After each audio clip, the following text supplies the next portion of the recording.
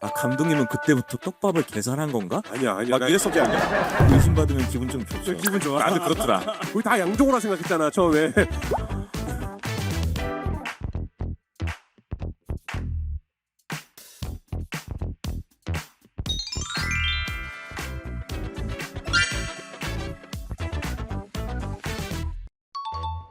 김가미 씨도 그렇고 손석구 배우도 그렇고 저랑은 다 이번이 첫 작업이었는데 작업하면서 너무 좋았던 것 같아요. 두 배우 다 너무 선하고 좀 초식 동물들이어가지고 너무 순하고 네, 너무 열정적이고 그래서 재밌게 작업했던 것 같아요. 굉장히 화기애애했던 것 같습니다. 아무래도 일반적이지 않은 그런 성격이나 그 사건을 겪은 캐릭터라고 생각을 했고, 어린 시절의 그 사건으로 인해 그때 머물러 있는 듯한 이나의 모습을 좀 표현해내고 싶어가지고 이제 10년이 지난 후에 어린아이 같은 면모들 좀 많이 보여주려고 했던 부분도 있고, 그리고 프로파일링 할 때는 사실 따로 자문을 먼저 받지는 않았었던 것 같아요. 뭔가 이나만의 그런 프로파일링 방식이 있을 거라고 생각이 들어서 캐릭터성을 되게 많이 가져가면서 기존의 프로파일러랑 다르게 좀 연기하려고 노력을 했던 것 같아요. 직업적인 외피는 형사인데 저는 어떻게 보면은 형사 전문 배우라고 해도 과언이 아닐 정도로 형사를 많이 이렇게 했고, 같은 형사를 연기한 것도 맞지만 다른 어떤 면모가 있는 거잖아요. 그런 부분을 찾는 게 저는 좀 더 즐거운 작업이라 그렇게 연연치는 않는데, 한생 같은 경우에는 드라마의 시작이 누군가를 의심하는 데서부터 시작을 하는데, 그 의심이 짧은 기간이 아니라 10년 동안 한 사람을 집요하게 파다가 그 사람에 대한 의심을 거두고 공조를 하러 가는 그 과정까지를 제가 어떻게 납득이 되게 하느냐, 그런 집요한 성격의 소유자가 자기의 의견을 이렇게 거두고 누군가가 공조를 할 때는 어떤 사람이면 그럴 만한 사람일까, 그런 거를 좀 감독님하고 많이 이야기를 나눴는데, 그 현장에서 하면서 저는 찾은 부분이 많거든요. 감독님하고 저는 한샘은 좀 쾌남이다, 그래서 내가 쾌남일 때 나는 어떠지? 이런 생각을 하면서 저는 연기를 좀 했던 것 같아요. 저는 10몇 년 만에 다시 감독님하고 이렇게 큰 작품에서 만나서 너무 감격스러웠고 늘 감사한 마음을 가지고 있는데, 저는 이제 가끔씩 감독님과 나는 전생에 뭐였을까를 생각해 보거든요. 아무도 세상에 저를 모르던 무명인 저를 데뷔도 시켜주시고, 이번에도 이 작품을 통해서 사람들이 이제 좀 집중해주고 의심도 받고 이러니까 간만에 또 배우로서 너무 재밌는 경험이라서 의심받으면 기분 좀 좋죠. 기분 좋아. 나도 그렇더라. 한샘이 범인이야 그러면은 뭔가 내 캐릭터가 사랑받는 것 같아서 참 너무 감사한 마음이고, 네, 그렇습니다. 굉장히 즐겼던 것 같아요. MG를 대표하는 그런 캐릭터를 연기하는 게 생각나는 건데, 거기서 제가 그리고 너 앞으로 나랑 일할 때는 밥 미리 먼저 먹고 다녀. 넌 그리고 왜 대답을 안 하냐? 그러니까 맨날 MG 소리 듣는 거 아니야? 그 마지막에 너 그러니까 MG 소리 듣는 거 아니냐는 제가 감독님한테 가지고 그 얘기 한번 해보면 안 돼요. 감독님 그래 그거 해. 근데 들어가서 기분이 좋았어요. 이게 좀 이렇게 제가 봉식이를 MG로 꼭 만들고 싶었기 때문에. 실제로 이제 한샘이랑 이나가 케미를 좀 더 살려야겠다는 생각이 촬영 중간에 들어서 한샘 아파트 찍는 게 촬영 순서상 후반에 있었어요. 그래서 그거 찍기 전에 우리끼리 모여서 좀 아이디어도 많이 내고 첨가를 많이 했던 것 같아요. 이런저런 시도도 많이 해보고, 실제로는 담기지 않았는데 한샘이 벽치기라고 해야 되나, 그런 거 하는 것도 뭐 시도해보고 다양하게 시도해봤는데 최종적으로 이제 수위는 딱 이 정도였던 것 같아요. 좀 더한 것도 해봤거든요. 근데 좀 안 어울려가지고. 그 벽치기가 뭐냐면, 제가 예전에 아는 감독님이 드라마를 찍을 때 저한테 대본에는 없는데 벽치기를 한번 시키셨었어요. 그러면서 이게 정말 심쿵 포인트래요. 그래서 제가 예전에도 그 벽치기 연기를 한번 했는데, 그때 제가 정말 감독님이 시키니까 하는 거예요 하면서 했거든요. 근데 그게 생각이 나서 감독님이 벽치기를 사람들이 되게 좋아한대요. 감독님이 그래? 그러더니 한번 해봐 그래서 했는데, 그거 한번 하고 나서 이렇게 걸어오시더라고요. 야 그거는 좀 빼자 그래가지고. 그래서 저희는 반대로 이나가 하는 걸로 바꿨죠. 그래서 이나가 벽치기 하고. 정답. 아무래도 근데 현장에서 처음보다 이렇게 같이 있는 시간들이 많아지다 보니까 자연스럽게 친해졌던 부분들도 있고, 계속 이제 한샘하고 이나랑만 만나게 되니까. 그리고 오빠랑도 그런 얘기들을 많이 했던 게, 어느 순간부터 이나와 한샘이 서로에게 스며들고 서로한테 웃어주고 막 이런 포인트들이 언제부터 시작이 될까 막 이런 것들을 되게 많이 고민하면서 찍었던 것 같아요. 그래서 관객분들이 보시기에 이렇게 자연스럽게 이나와 한샘 사이를 좀 이입하실 수 있기를 좀 바랬었던 것 같아요. 저희는 알잖아요. 구국에 뭐 양종호가 어떻게 하고, 그러니까 그런 부분에 대해서 감독님한테 많이 질문을 드렸어요. 이거 나중을 생각해서 좀 의심스럽게 해야 되는 건가요? 그러면 감독님 아니야, 의심스럽게 할 필요 없어, 그냥 캐릭터대로 해라고 말씀하시고, 뒤에 이제 밝혀지고 나서도 이거는 좀 범인인 척 좀 더 못되게 해야 되는, 아니야, 그럴 필요 없어, 그냥 양정호처럼 해, 그냥 이렇게 그렇게 말씀을 좀 많이 해주셨어요. 네.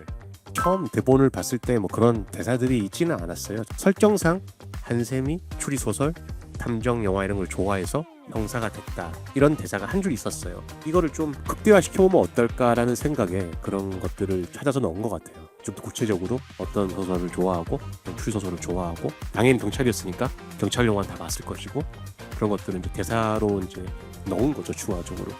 처음에 그 카메오를 이렇게까지 많이 나오게 할 생각은 없었는데, 1화 첫 시작이 이제 그 윤동훈 총경이 죽어 있는 걸로 시작하잖아요. 첫 등장부터 시체란 말이에요.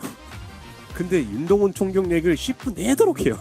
그 윤동훈이 누군지는 관객들이 알아야 될 거 아니에요. 대사도 없고 그냥 시체로 나오는데. 그래서 이거는 필연적으로 좀 대중들이 많이 알고, 쉽게 말해 이렇게 화면 장악력이 있고 존재감 있는 배우가 해야 될 것 같아 라고 생각을 해서 이제 캐스팅하다 보니, 이제 지진이 선배 같은 경우는 제가 아니라 이제 손석구 배우가 친분이 있어서 지진이 선배한테 부탁해서 출연을 하게 됐는데, 그 다음에 죽는 사람은 이제 이미영인데, 이 배우도 또 시체로 등장해요. 대사가 없어, 심지어. 또 계속 이미영 얘기를 해요, 사옥같이. 누군지는 알아야 되니까 또 이렇게 사람들이 많이 아는 배우를 찾게 됐고, 예원이란 배우가 전작 수리남에서 함께 했었고, 원체 동안 배우여서 나중에 이제 20년 전 돌아갔을 때 그것도 문제가 없을 것 같아서 부탁을 했었고, 그렇게 한번 하다 보니까 이게 여기까지 오게 되더라고요. 그래서 결국엔 마지막 후반부에 이들이 다시 한 번씩 다 플래시백으로 등장하는데, 어떻게든 그 짧은 순간에 이 사람들을 기억하려면 대중들이 잘 알고 있고 존재감이 있는 배우가 아니면 안 되는 상황이 돼가지고 여기까지 오게 된 것 같습니다. 그러면서 많은 팬분들이 또 하정우 배우는 왜 안 나왔냐 뭐 이런. 하정우 배우도 특별 출연할 때 제가 다시 시리즈를 한다고 하니까 황정민 선배랑 하정우 배우도 야, 나 뭐 할 거 없어? 내가 도와줄게 라고 얘기를 했는데, 정민 선배님은 어울리는 역할이 있어가지고 출연을 한 거고, 정우 형 같은 경우에는 형이 나올 만한 역할이 없어. 그리고 형이 나오면 뭔가 해야 되는데 나와서 바로 죽을 수도 없는 거고, 그래서 고민하다가 도저히 할 게 없다, 그래서 이제 이번엔 좀 힘들 것 같다, 그렇게 됐던 것 같습니다.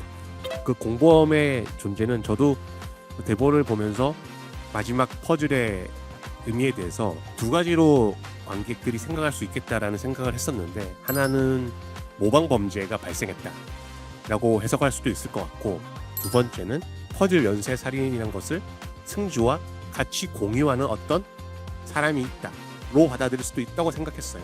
저는 대본을 처음 봤을 때 후자에 가깝게 생각을 했거든요. 분명히 이 퍼즐 연쇄 살인을 기획한 거에 대한 이거의 세계관에 대해서 뭔가를 승주가 공유하는 사람이 한 사람은 오도 있고, 뭐 조력자라는 개념은 아니지만 이거를 공유하고 이거에 대해서 어떤 팁을 받고 이거에 대해서 같이 기획했던 한 사람이 있었을 것이라고 생각하는 게 좀 더 말이 맞는 것 같아요. 왜냐하면 살인의 방식이라든지 승주랑 그런 것들에 대해서 얘기를 나누고 뭔가 아이디어를 주고받고 뭐 의학 지식이 있는 그런 사람이 있었을 것이라고 저는 그렇게 해석을 했는데, 뭐 보는 사람에 따라서 뭐 모방 범죄가 또 일어났다고 볼 수도 있을 것 같고, 제가 연출할 때는 저는 그렇게 생각하고 연출했던 것 같습니다. 특별한 뒤에 에피소드는 없었고요.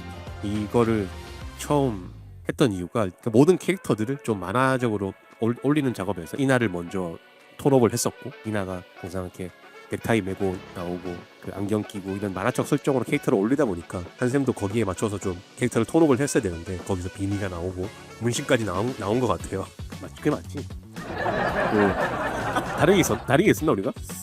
한샘이라는 한 캐릭터만 봤었을 때 이 사람은 시작점은 어찌됐든 저는 뭐 이나처럼 개인적인 얽힘이 있어서 사건이 한 게 아니기 때문에, 근데 여기를 이제 집요하게 이렇게 파잖아요. 그러면 어떤 이 사람만의 납득이 가는 무언가가 있어야 되는데, 추위를 좋아하고 쉽게 정을 빼지 못하고 뭐 이런 것들이 제가 갖고 있는 한샘에 대한 단서들이었고, 저는 꽤 낭만이 있는 캐릭터라고 생각을 했어요. 그러면서 그런 것들이 좀 표현될 수 있는 게 뭐가 있을까? 뭐 종이를 적어보면 어떨까?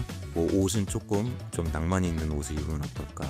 그러면서 뭐 이렇게 와 얘기를 이렇게 하면서 뭐 아버지에 대한 이야기도 사실은 그게 대본에서보다도 상당히 더 구체적으로 나오면서 그런 부분은 이제 감독님의 예전의 기억 같은 것도 이렇게 많이 넣으면서 초반에는 정말 감독님하고 놀듯이 막 얘는 막 바깥에서 뭐 물건 항상 갖고 와서 안 버리는 사람들 있잖아요. 그런 걸 해보면 어떨까요? 뭐 아버지가 처음에는 경찰인 줄 알았는데 알고 보면 배우면 어떨까요? 그냥 정말로 막 놀듯이 던진 것들 중에서 제가 볼 때는 감독님이 이렇게 취합을 막 이렇게 하신 것 같은데 저는 그것들이 나중에 관객 여러분들한테는 뭔가 추리를 하는데 결정적인 단서가 되는 것처럼 보인다는 게 너무 신기했어요. 떡밥으로 생각하시더라고요. 네. 저희는 떡밥이 아니고 캐릭터를 좀 구체하기 위한 네. 설정들이었는데 근데 저는 그럼에도 그렇게 돼서 약간 소름이었던 건 나는 그렇게 그때 아무 생각 없이 뭐 문신 종이 접고 뭐 아빠하고 카레를 뭐 짜장 어쩌고 저쩌고 했는데 감독님은 그때부터 이걸 다 떡밥을 계산한 건가? 아니야 막 이랬었거든요. 나도 진짜 감독님도? 이거는 나도 너무 놀랬어. 난 이 떡밥을 던질 생각이 없었는데 다 떡밥이라고 나는 인터뷰 때는 때는 최산 캐릭터를 의심할 거라는 생각을 했었어요. 왜냐면 누가 봐도 쟤는 막내가 아니고 나이가 누가 봐도 나이가 있는 애인데 막내라고 MZ라 그러니까 저 사람은 왜 늦게 들어왔지? 분명히 가족들이 거기에 대해서 그리고 심지어 CCTV 담당이잖아. 조작도 할 수 있고 그래서 이건 분명히 최사는 의심을 하겠다라고 생각을 했었어요. 그거는 제가 노린 건 아니지만 일단 생각을 했었는데 한샘을 의심할 줄은 난 꿈에도 몰랐어요. 그래서 그 한샘이 2부 초반에 샤워를 해요. 샤워를 하는데 그것도 제가 사람 죽이고 와서 지금 샤워하는 거라고. 그런 너무 놀래가지고 그거는 진짜 사람들 진짜 추리력이 대단하다. 진짜 엄청난 상상력을 가지고 계시다. 저희는 추리 수준이 약간 중하 정도 되는 것 같아요. 저희는 다 비슷했어요. 대본 처음 봤을 때 범인 다 틀리고 우리 다 양종호라 생각했잖아 처음에. 양종호 아니면 황인찬이야 이렇게 생각했는데 아니 근데 그래도 감독님의 좀 위상을 높이자면 그런 건 있었어요. 매 캐릭터가 연기를 할 때마다 저희는 그런 건 있었잖아요. 그냥 끝내는 것보다는 범인인 것 같은 모습을 이렇게 조금씩 던져주는 건 있었잖아요. 계속. 누가 봐도 얘도 범인 같아 보이고 얘도 범인 같아 보이고 그런 거는 추리 그게 재미 중에 하나라고 생각하는데 제가 추리력이 그냥 딱 그 수준인 중하 수준인 것 같아요. 그래서 작가님이 처음 쓴 글을 저도 관객 입장에 처음 봤거든요. 작가님이 낚은 대로 다 낚였어요. 저도 4번 틀렸거든요.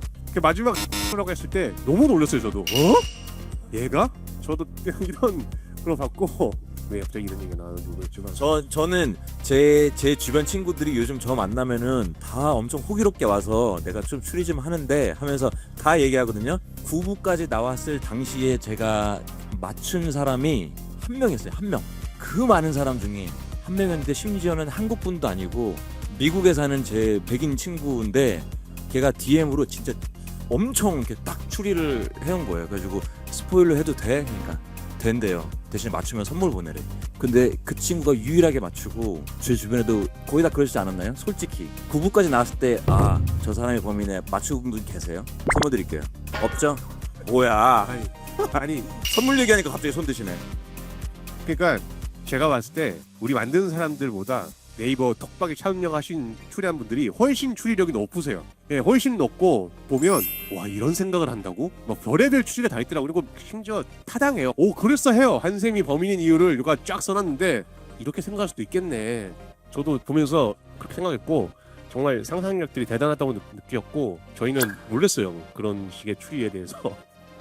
저는 대본을 이렇게 처음 봤을 때 라는 게 범인이 밝혀지고 대본의 스토리텔링 맥락이 어떻게보다는 왜에 집중이 돼 있었던 것 같아요. 그러니까 왜 이런 일이 발생했고 이런 애가 살인을 하기로 결심한 것이고 이 더원시티라는 것은 어떻게 인물들이 연결돼 있고 이런 것들을 설명하는 게 이 지금 스토리텔링의 주된 내용이라고 봤고 실제 대본에서도 뭐 그런 게 있지는 않았지만 제가 생각하는 어떻게라는 거는 앞에 보시면 이나의 프로파일링에서 대부분 유추가 가능한 것 같고 이나가 살인에 대해서 프로파일링 쭉 하잖아요.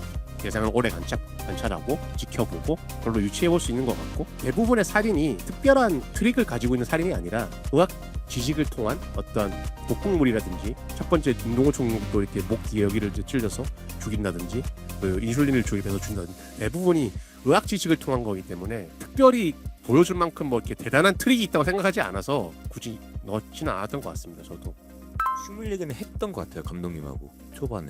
저는 그냥 한샘이라는 캐릭터를 처음 잡았을 때 차갑고 약간 티 같고 이런 사람처럼 보이잖아요 처음 등장할 때는. 근데 실제로 한샘은 아니란 말이에요. 제가 봤을 때 한샘은 F고 되게 허당기도 많고 쾌남인데 그 캐릭터가 나오는 순간이 한샘 집이 드러난 때부터라고 저는 봤거든요. 한샘의 어떤 내면 본 모습이 많이 나온다라고 생각을 했었는데 그걸 표현하기 위해서 저희가 잡은 한샘의 컨셉은 유교보였어요. 유교보.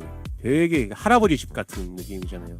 고지식하고 옛것을 못 버리고 그게 컨셉이었던 것 같아요. 그래서 뭘 하나 이렇게 하면 버릴 줄 모르는 애인 거예요. 그게 이나도 뭐 너는 지우지 못하는 남자구나 막 얘기를 하는데 그래서 식물들도 뭐 이렇게 받으면 어떻게든 버리지 못하고 계속 뭐 틈만 나면 물 줬을 것 같아요. 그래서 그런 이제 막 쌓여 있는 거를 설정하다 보니 그게 시각적으로 가장 큰 게 식물들이어서 어떤 이미지적으로 좀 녹색 이미지를 많이 좀 가져가려고 했었는데 그래서 식물을 많이 좀 배치를 한 것 같습니다. 시간이 지나면서 이제 이나와 한샘의 관계가 좀 이나는 이미 한샘에 대한 프로파일링이 끝났고 한샘도 어느 정도 이제 이나한테 스며들기 시작하면서 저는 이미 한샘에 대한 믿음이 좀 이나가 많이 생겼다고 생각을 했거든요. 그래서 한샘의 집이 안전하다고 느낄 때 잠을 잘 수 있을 거라고 한 것처럼 한샘의 집이 그런 공간이었기 때문에 잠을 잘 수 있었던 것 같아요. 시간이 좀 더 많았더라면 그래도 되게 많이 궁금한 점들 물어보실 수 있을 것 같았는데 이렇게 좀 짧아서 너무 아쉽지만 그래도 이렇게 라인퍼즈에 많은 관심 가져주셔서 감사드립니다. 감사합니다. 이런 시간을 함께 나눌 수 있어서 되게 좋았고 그리고 기회가 된다면 여러분도 포함 더 많은 분들하고 이런 자리를 또 가져본다면 어떨까 그런 바람도 개인적으로 좀 있습니다. 오늘 너무 즐거웠습니다.